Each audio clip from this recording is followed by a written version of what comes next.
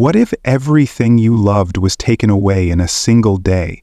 What if the life you built, the family you cherished, and the wealth you earned vanished like morning mist under the harsh sun? This is not merely a hypothetical question. It is the reality that confronted one of history's most remarkable figures, Job, the man from Uz. Please subscribe to our channel for more biblical stories. Throughout the centuries, the book of Job has stood as a testament to the enduring human spirit, a cornerstone of wisdom literature that transcends its ancient origins to speak to the deepest questions of human existence. Why do the righteous suffer? What is the nature of faith? How does one maintain integrity in the face of catastrophic loss? These questions, as relevant today as they were thousands of years ago, find their embodiment in the story of one extraordinary man. In the land of Uz, situated in the vast expanses of the ancient Near East, there lived a man whose name would become synonymous with patience and unwavering faith. This was no ordinary place. Uz lay at the crossroads of civilizations, where caravans laden with spices and silk traversed the desert paths, where shepherds tended their flocks beneath the scorching sun, and where wealth was measured not in gold alone, but in the breadth of one's flocks and the strength of one's family. Here dwelt Job, a man of such remarkable character that his reputation extended far beyond the boundaries of his homeland. He was, by all measures, a man blessed beyond measure. His wealth was legendary. Vast herds of sheep dotted the hillsides, caravans of camels carried his trade goods across distant lands, and his fields were plowed by hundreds of oxen. But Job's true wealth lay not in his possessions, but in his character. He was, as the ancient texts tell us, blameless and upright, one who feared God and turned away from evil. Unlike many who achieve great wealth and status, Job wore his prosperity with humility. Each dawn found him offering sacrifices for his family, his heart ever mindful of their spiritual welfare.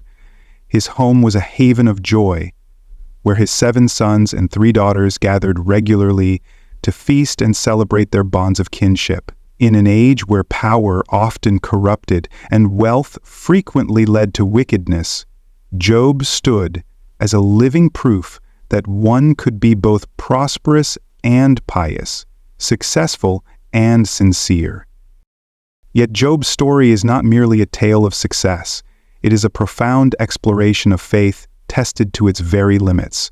For in the celestial courts, far above the peaceful scenes of Uz, events were about to unfold that would transform Job's life into a testament of endurance that would echo through the ages. His tale would become more than a simple narrative. It would emerge as a masterwork of spiritual literature. It would emerge as a masterwork of spiritual literature, a profound meditation on the nature of suffering, faith, and ultimate redemption. As we delve deeper into this ancient narrative, we find not just a historical account, but a mirror reflecting our own struggles, doubts, and triumphs. Job's story is our story, a human tale of losing everything, yet finding something far more precious in the crucible of suffering. And it begins, as many great stories do, with a man who had everything, unaware that he stood on the precipice of a trial that would shake the very foundations of his world. In the golden age of his prosperity, Job's wealth was more than mere numbers. It was a living, breathing testament to divine favor. Each morning, as the sun rose over the hills of Uz, it illuminated a scene of extraordinary abundance.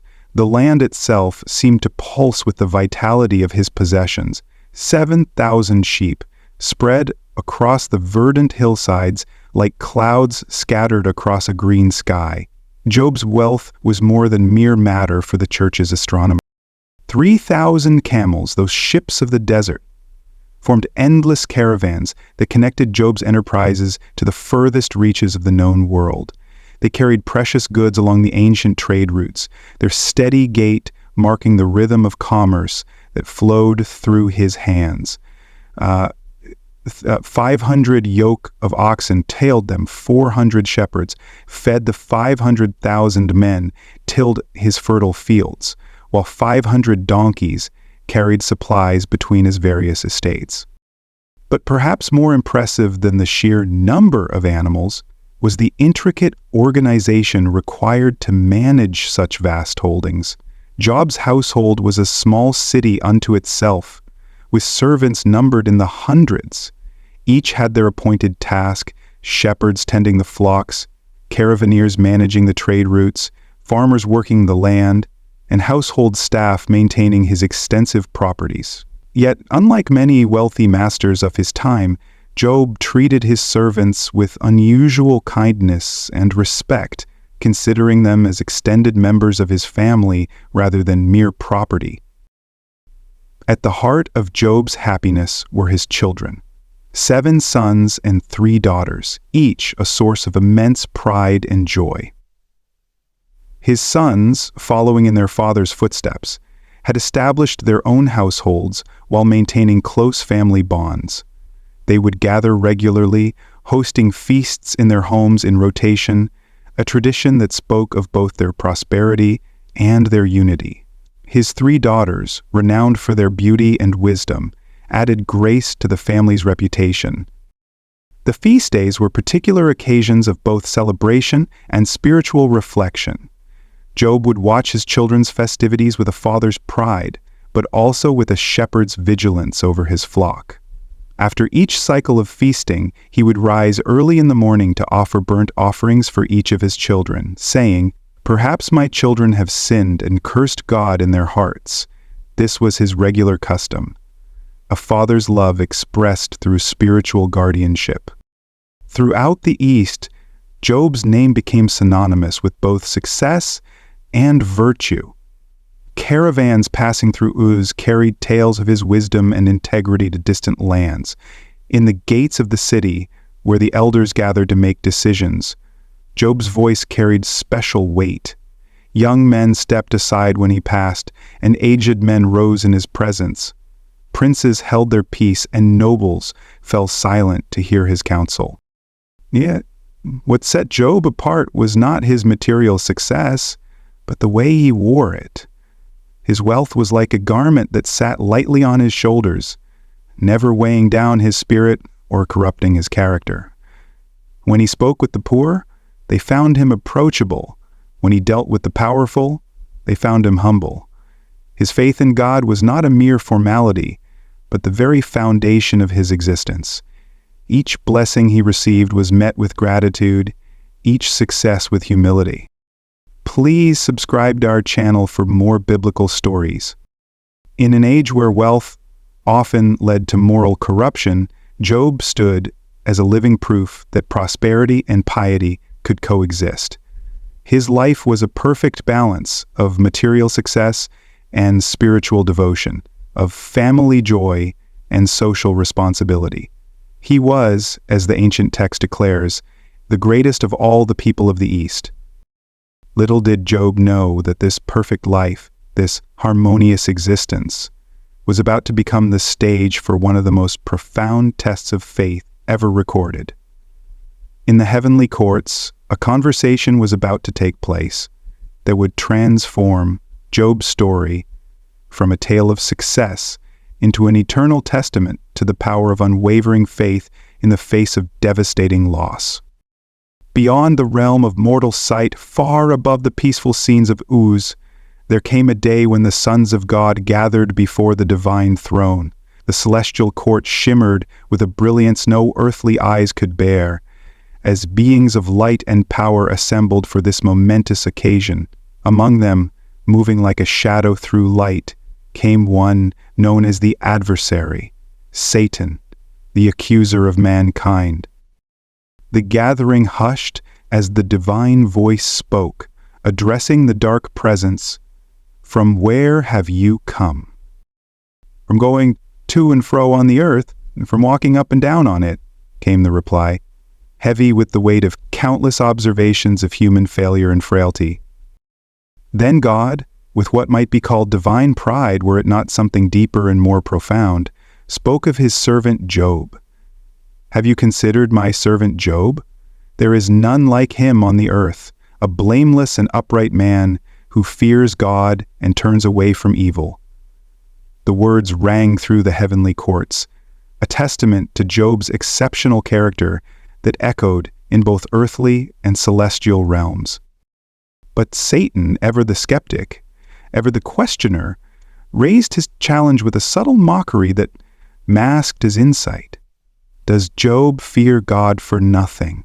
The question hung in the air like a poisoned arrow, its implications vast and terrible. Have you not put a hedge around him and his house and all that he has on every side? You have blessed the work of his hands, and his possessions have increased in the land. But stretch out your hand and touch all that he has, and he will curse you to your face. The challenge struck at the very heart of faith itself. Was Job's devotion merely a transaction? Was his piety simply the price he paid for prosperity? Could there be such a thing as pure faith, untainted by self-interest? These questions, posed in heaven, would soon shake the earth. In that moment, something unprecedented occurred. God, in his infinite wisdom, accepted the challenge, though with clear boundaries. Behold, all that he has is in your hand. Only against him do not stretch out your hand. The permission was granted, but with limitations that would preserve Job's life while testing his faith to its very foundations. The implications of this heavenly dialogue was staggering. Job, going about his blessed life below, had no knowledge that he had become the subject of a cosmic test. He couldn't hear the conversation that would transform his existence. He couldn't see the dark figure departing from the divine council, already contemplating how to strip away everything that Job held dear. In this moment, Job's story transcended the personal and became universal. His test would not merely be about one man's faith, but about the very nature of human devotion to God. Can faith survive when all its rewards are stripped away? Can love for God endure when every blessing becomes a curse? The answer would soon be written in tears and tragedy, in devastating losses and unwavering faith. As Satan departed from the heavenly council, the celestial beings watched in solemn silence. They knew they were about to witness either the triumph or the collapse of human faith in its purest form. Below, in the land of Uz, Job continued his daily routines, offering sacrifices, managing his vast holdings, enjoying his family, unaware that he stood on the brink of a trial that would transform him from a symbol of blessed prosperity into an eternal example of enduring faith. The stage was set, the parameters were established, and in the realm of mortals, storm clouds began to gather on the horizon, bearing within them not just rain, but the very tempest of divine testing that would shake Job's world to its foundations. The sun rose that morning as it had countless times before, over Job's vast estates. There was no warning in the gentle breeze, no portent in the clear sky of the catastrophe that was about to unfold. It began, as many tragedies do, on what seemed to be an ordinary day. The first messenger arrived breathless, his clothes torn in the traditional sign of mourning. He burst into Job's presence while the holy man was reviewing the day's accounts.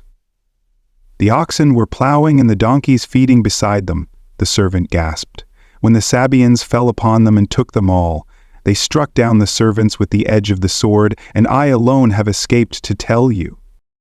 Before the echo of his words had faded, a second messenger stumbled in, his face blackened with soot and terror.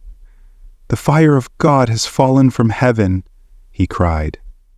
"It has burned up the sheep and the servants and consumed them, and I alone have escaped to tell you." The fire had come like a storm, he reported, consuming nothing but ash where there had been life. The second messenger's voice still hung in the air when a third burst in, his wounds fresh and bleeding.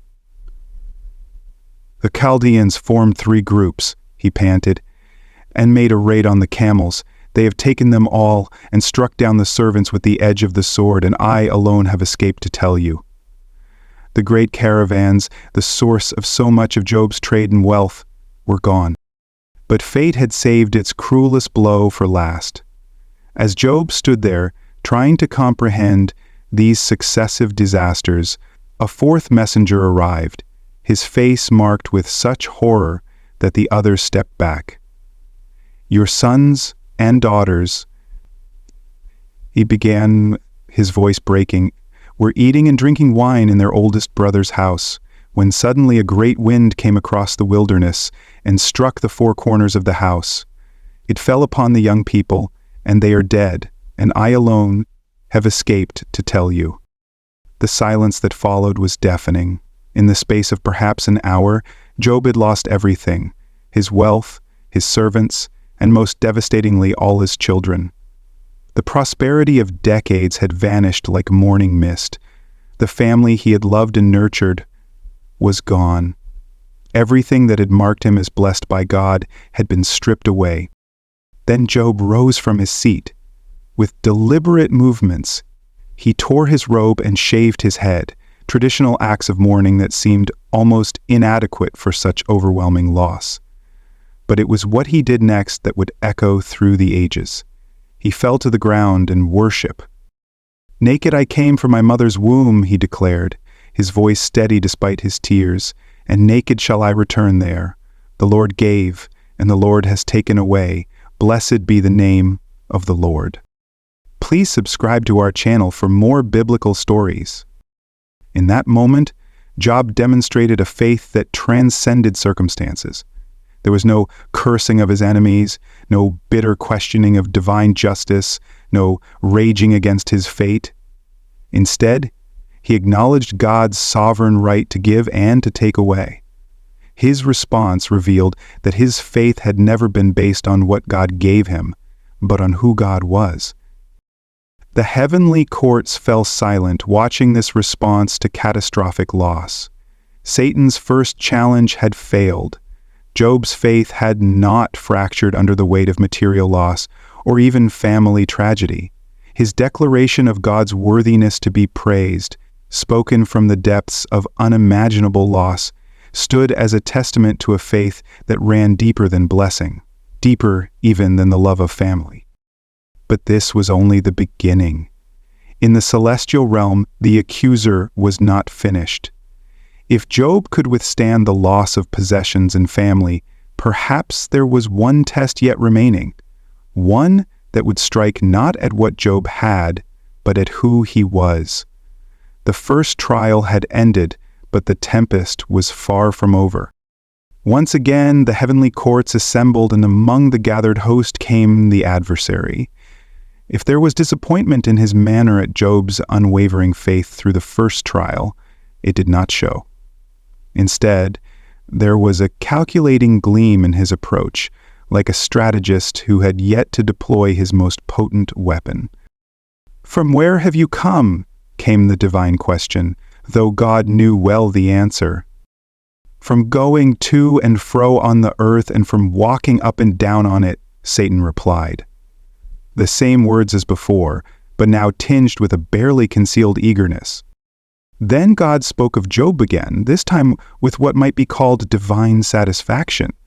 "Have you considered my servant Job, that there is none like him on the earth, a blameless and upright man who fears God and turns away from evil? He still holds fast his integrity, although you incited me against him to destroy him without cause." The adversary's response was swift and cutting. "Skin for skin. All that a man has he will give for his life. But stretch out your hand and touch his bone and his flesh, and he will curse you to your face." The implication was clear. Job's faithfulness was merely self-preservation. Strike at his health, his very body, and surely his faith would crumble. Again, permission was granted, though with one crucial limitation. "Behold, he is in your hand. Only spare his life." What followed was swift and terrible. Job was struck with painful sores from the sole of his foot to the crown of his head. These were no ordinary boils. They were so severe that he took a piece of broken pottery to scrape himself as he sat among the ashes. His flesh became a landscape of agony, each movement bringing fresh waves of pain. Sleep eluded him. Comfort was a distant memory. It was then that Job's wife, who had remained silent through the loss of their children and wealth, finally broke. Watching her husband scraping his sores with a pottery shard, sitting in ashes like a beggar, she could bear no more. "Do you still hold fast your integrity?" she cried out. "Curse God and die." Her words came not from malice, but from anguish, the desire to see an end to his suffering, one way or another. But Job's response revealed the depth of his understanding. "You speak as one of the foolish women would speak. Shall we receive good from God, and shall we not receive evil?" In his response to his wife, Job demonstrated that his faith was not based on what God did, but on who God was. Even in his agony, he did not sin with his lips. It was during these dark days that 3 of Job's friends heard of all the evil that had come upon him. Eliphaz the Temanite, Bildad the Shuhite, and Zophar the Naamathite made an appointment together to come and show him sympathy and comfort him. When they saw him from a distance, they could not recognize him. The mighty Job, once the greatest of all the people of the East, was now unrecognizable in his affliction. They raised their voices and wept, and they tore their robes and sprinkled dust on their heads toward heaven. Then they sat with him on the ground 7 days and 7 nights, and no one spoke a word to him, for they saw that his suffering was very great. This silence, however, was not to last. In their minds, theories were already forming about the cause of Job's catastrophic fall from grace. Their eventual words would transform this personal tragedy into a profound theological debate about the nature of suffering, righteousness, and God's justice. The stage was set for the next phase of Job's trial, one that would test not just his body, but his understanding of God's ways. His friend's silence was about to break, and with it would come a torrent of arguments that would probe the very foundations of faith and human suffering. 7 days and 7 nights passed in a silence heavy with unspoken thoughts. The only sounds were Job's occasional groans of pain and the whisper of wind across the ashes where he sat. His friends, Eliphaz, Bildad, and Zophar, maintained their vigil, their minds churning with questions and conclusions they dared not yet voice. The silence became a living thing, pregnant with coming storms. It was Job who finally shattered the quiet with words that would begin one of history's most profound theological debates.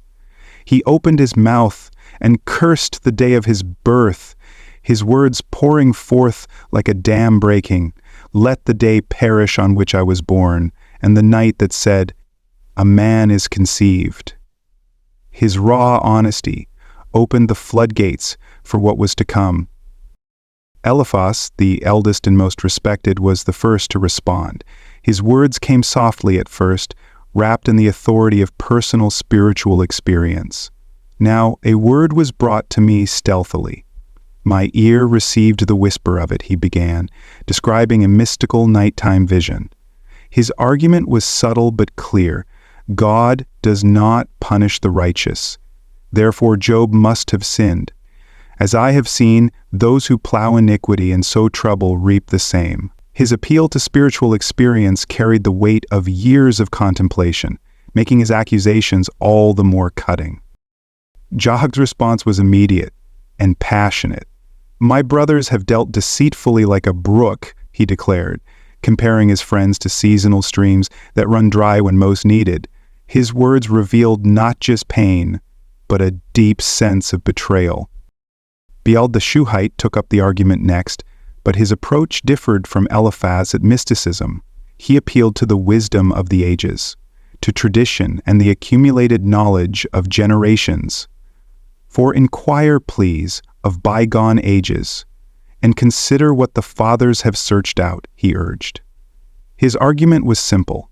Throughout history, the righteous prosper and the wicked suffer. Job's suffering must therefore be evidence of wickedness. Please subscribe to our channel for more biblical stories. The Job's response grew more intense. I know it is so of a truth, he replied, but how can a man be right before God? His words began to probe deeper questions about divine justice and human righteousness, challenging his friend's simplistic equations of suffering with sin. Zophar, the youngest and most impetuous, could contain himself no longer. His appeal was to simple common sense, delivered with the brash confidence of one who sees everything in black and white. Should your babble silence men? Should you mock with no one to shame you?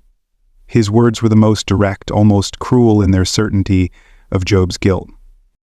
Round after round the debate continued, growing more heated with each exchange. The friends' arguments, though different in approach, all led to the same conclusion. Job must have sinned to deserve such suffering. Their theology allowed no other explanation. Every defense Job offered was met with increasingly forceful accusations. But Job, despite his agony and confusion, maintained his integrity. Though he slay me, yet will I trust in him, he declared, even as he demanded an audience with God to plead his case. His faith was not blind acceptance, but a wrestling match with divine justice. Oh, that I knew where I might find him, that I might come even to his seat. His words revealed a man who could simultaneously trust God and question his ways. The debate spiraled deeper into fundamental questions about the nature of divine justice, human suffering, and the relationship between God and man. Job's friends, trapped in their rigid theology, could not comprehend a scenario where a righteous man might suffer. Job, living that very reality, pushed against their simplistic explanations while refusing to deny either his innocence or God's sovereignty. As the arguments reached their peak, Job made his final defense. He recounted his life of righteousness in detail, listing specific ways he had lived blamelessly. Let me be weighed in an even balance, that God may know my integrity, he declared. His words were not just a defense but a challenge to the heavens, a demand for divine explanation. The debate had transformed from a simple question of Job's guilt or innocence into something far more profound, an exploration of whether human beings can understand God's ways, and whether faith can survive when all explanations fail. The friends had fallen silent, their arguments exhausted. Job had maintained his integrity while voicing the deepest questions of human existence. Now the stage was set for divine intervention, though it would come in a form none of them expected. The air grew thick with anticipation. Dark clouds gathered on the horizon, swirling with supernatural intensity. Then, in a moment that would forever alter the course of Job's story, the Lord answered out of the whirlwind. The voice that spoke was not what anyone had expected. No gentle whisper of comfort, no direct answer to Job's questions, but rather a thunderous challenge that shook the very foundations of human understanding. Who is this that darkens counsel by words without knowledge? The divine voice boomed. Dress for action like a man. I will question you, and you make it known to me. What followed was not a defense of divine justice, but a magnificent tour of creation itself. God's questions came like lightning bolts, each one illuminating human limitations. Where were you when I laid the foundation of the earth? Have you commanded the morning since your days began? Have you entered into the springs of the sea? Can you bind the chains of the Pleiades or loose the cords of Orion? Each question revealed not just divine power, but the vast gulf between human and divine understanding. The Lord spoke of things beyond human comprehension: the storehouses of snow, the birth of mountain goats, the flight patterns of eagles, This was no gentle reassurance, but an overwhelming demonstration of divine wisdom and power that made human questioning seem small indeed. Job, who had demanded an audience with God, found himself speechless in the face of this divine revelation. His response came from the depths of newfound humility. "I know that you can do all things, and that no purpose of yours can be thwarted.